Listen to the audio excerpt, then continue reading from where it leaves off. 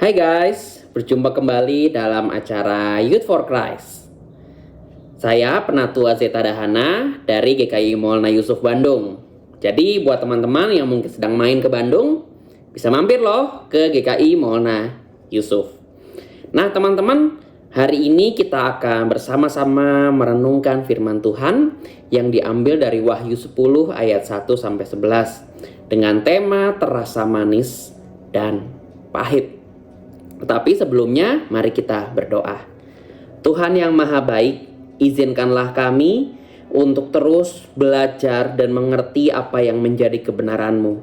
Kami adalah manusia yang lemah, tetapi melalui tuntunan tangan-Mu lah kami bisa terus bertahan menghadapi berbagai tantangan dalam dunia. Dan firman-Mu itulah yang menjadi penjaga bahkan penuntun jalan kami ketika kami tidak tahu harus melangkah kemana. Inilah kami ya Tuhan. Kami berdoa dan memohon bimbingan serta tuntunan-Mu.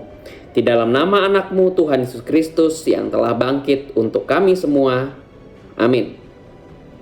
Nah teman-teman, saya akan menekankannya dalam Wahyu 10 ayat 10 yang mengatakan bahwa aku pun mengambil kitab itu dari tangan malaikat itu dan memakannya. Di dalam mulutku kitab itu terasa manis seperti madu, tetapi sesudah aku memakannya perutku menjadi pahit rasanya. Nah teman-teman, saya ingin memulai renungan kita pada hari ini dengan sebuah cerita dari seorang perempuan yang bernama Nancy. Jadi dikatakan Nancy ini sangat gembira karena ia baru saja berhasil mendapatkan pekerjaan yang sesuai dengan impiannya, yaitu menjadi seorang desainer grafis di sebuah perusahaan yang cukup ternama. Mungkin dari antara teman-teman juga ada yang bekerja sebagai desainer grafis. Pekerjaan ini ternyata memang sangat sesuai dengan minat Nancy yang kuat dalam bidang seni dan desain. Karena melalui pekerjaan ini Nancy dapat berkreasi, dapat mengekspresikan berbagai ide yang dimilikinya.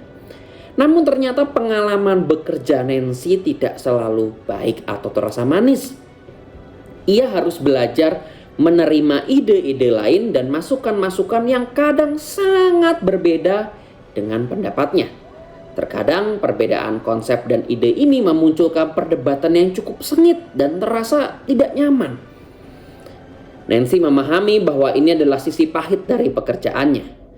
Namun ia memilih memanfaatkan kesempatan ini untuk mengembangkan kemampuan komunikasi dan lebih membuka pikirannya. Setiap tanggung jawab memang memiliki sisi yang manis sekaligus pahit.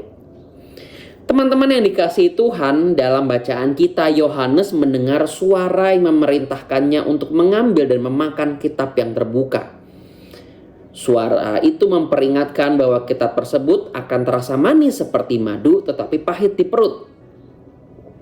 Kemudian Yohanes menerima perintah untuk bernubuat, menyatakan perkataan Tuhan kepada semua orang. Di sini mungkin bukan berarti makan kitab beneran ya teman-teman ya, bukan pakai sambal makannya gitu, enggak. Tetapi di sini Tuhan hendak menyampaikan bahwa menyampaikan firman Tuhan adalah tugas yang mulia. Terasa manis karena menyatakan kebenaran demi terwujudnya damai sejahtera. Namun tugas ini juga bisa menimbulkan penderitaan yang diungkapkan dalam rasa pahit. Sebab upaya mewujudkan kebenaran dan damai sejahtera menuntut perubahan dan pengorbanan baik dari pemberita maupun pendengar firman Tuhan. Nah, teman-teman yang dikasihi Tuhan, firman Tuhan pada hari ini mengajarkan kita tentang kasih, kebenaran, dan damai sejahtera. Perwujudan semua itu membutuhkan upaya dalam kehidupan sehari-hari. Meskipun untuk mewujudkannya diperlukan perjuangan yang terasa pahit, ingatlah bahwa pada akhirnya ada rasa manis yang bisa kita rasakan.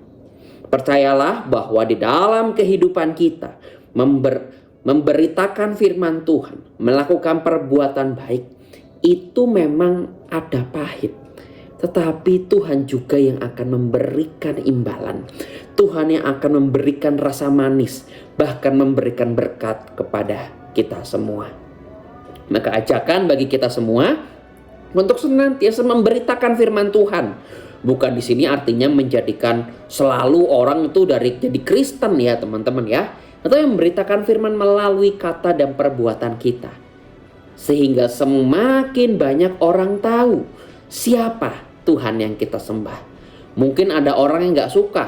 Mungkin ada orang yang menganggap bahwa kita sok suci atau terlalu munafik gitu ya. Dikatakan, kamu terlalu suci gitu ya. Tetapi teman-teman, justru kita semua sebagai umatnya dipanggil untuk senantiasa memberitakan kebenarannya.